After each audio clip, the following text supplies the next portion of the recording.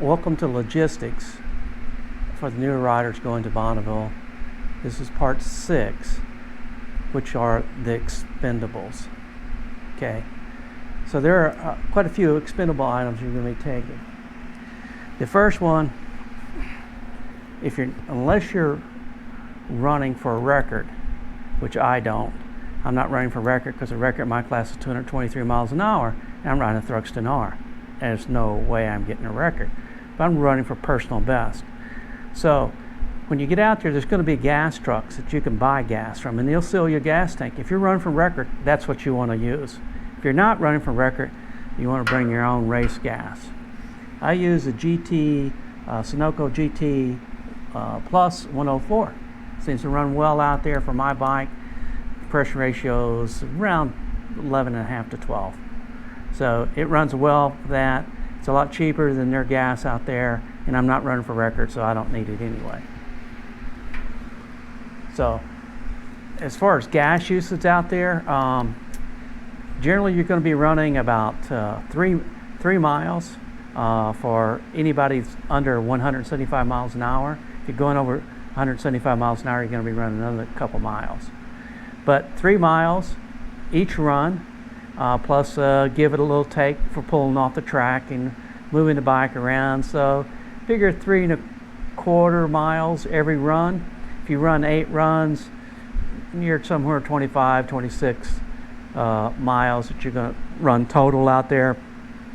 The Thruxton R gets about 22 miles a gallon run wide open. So you're going to, when I start out there, I'm going to start off with the race gas. I'm going to start off with about half of a tank. You don't want to run too much less than that. You can run down to a third of a tank. I certainly wouldn't run less than a third of the tank. And when you fill it up, I'd fill it up in gallons at a time. So you're probably going to fill up one time while you're out there, put another gallon in, and you should be fine. If you start with a half a tank, put another gallon in, you should be fine. You're also going to need your generator gas. Make sure you've got 5 gallons of 87 octane generator gas, unleaded, so it runs in your generator. You probably want to bring that with you. I'm sure they have it out there, but I'm also sure it's pretty expensive. Paper towels. Get you some nice brawny type Scott paper towels. These you'll go through probably about 3 rolls of this in a week. So you'll use quite a few of these. We don't have napkins, so this is the next best thing. Plus, if you're just wiping your hands off and different things, you'll use these a lot. It'll save you on the number of white cotton towels that you need to bring. I'll bring a bag of white cotton towels. You can get those from Costco or any place. They're pretty cheap. You'll probably go through 10 or 12 of these. Generally, you can reuse these cotton towels, but what you're going to find is that once you're out in the salt and you do it for any length of time, they get all salty. You'll probably, at the end of the day, just chunk them. Brushes. Need an assortment of brushes. Clean the fins on your bike. Clean the radiator or the oil cooler on your bike. Get into some of those places you can't get into, because you're going to be using that water pump sprayer that I showed you on the equipment video. You're going to be using that to get off most of this stuff, but sometimes you spray it with the water and you need a little brush. You got to keep your oil cooler or radiator clean. It's a must. If you don't do anything out there, you got to do that every run, because it cakes. Salt gets on plastic, gets on metal, gets on rubber, it gets on you. It doesn't care. It's going to get. And if you let it set up for a day, it's going to get hard as a rock. So try to take it off. Bring at least 4 brushes. Tape. Well, I'm going to break 5 kinds of tape. I'm going to bring painter's tape. I use that a lot for when I'm loading the bike and I just want to tie the straps up so they don't flop around. I use painter tape. It doesn't leave that sticky residue that masking tape does. that duct tape does. Now the duct tape, just keep it just for just about anything, for your wheel weights, to you maybe got some parts flopping around in the breeze you don't want to, but you got to deal with the residue. A lot of times I'll put some duct tape underneath the rear, where the rear fender was on the bike, to keep the salt from getting up into those areas. And occasionally, once it gets all crusty and stuff, you have to peel that off and put some new one on. So get some duct tape. Electrical tape.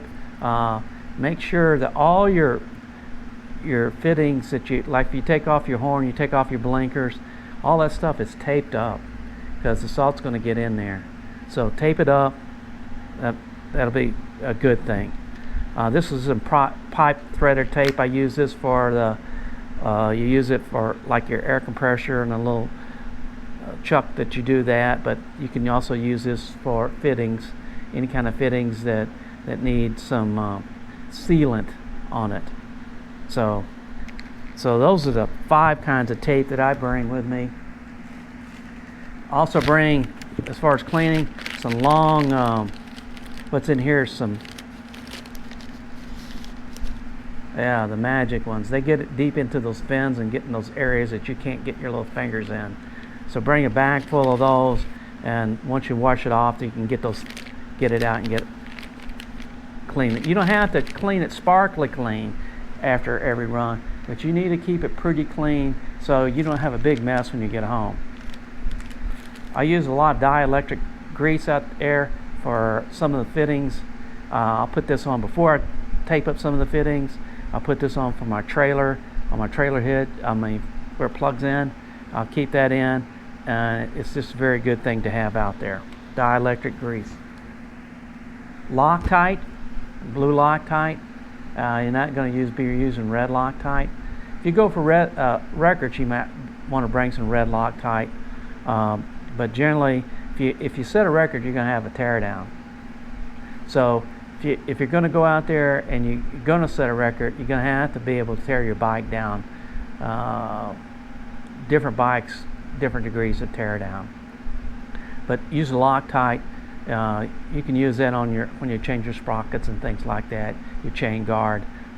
You'll notice you need to check on the things that are coming loose out there. Check it after your first run. Have somebody go over the entire bike, because there's going to be some things that come loose when you're running at 140, 150 miles an hour for a minute and a half to 2 minutes that don't come loose riding on the street. So bring some blue Loctite. You might need it. WD-40. We don't use. You won't be using any kind of chain wax, chain lube, but you want to keep your chain clean.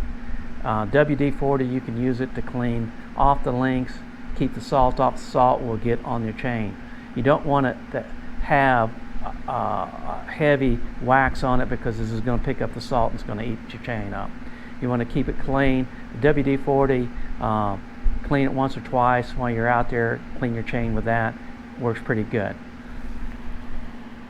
One of the things you're going to use even before you get out there, it's the ACF 50. This keeps down the corrosion. 2016, it's been out there. I think this is going to the 4th or 5th time it's been out there, and it looks brand new. The reason it looks brand new is I keep it clean always, but I use this ACF 50 out there. Put it on the bike before we go. I'll put a thin layer about a week before. I'll start the bike up. It'll smoke just a little bit when you get on the exhaust pipes. Then I'll let it cool off. I'll put another thin layer. Probably sometime in the middle of the week, after we clean the bike pretty good, we'll put another thin layer. Put it on anything that you don't want the salt to stick to or cause corrosion. It's going to stick anyway, but when you get it off, you're not going to have a big corrosion mess. Do ACF 50, and I kind of recommend it. I didn't do it on my trailer the first 2 years, and now it's a rust bucket. So this is kind of the last year for my trailer. It's been out there like 6 times. I'll squirt this on the bottom of my vehicle, and it really does help.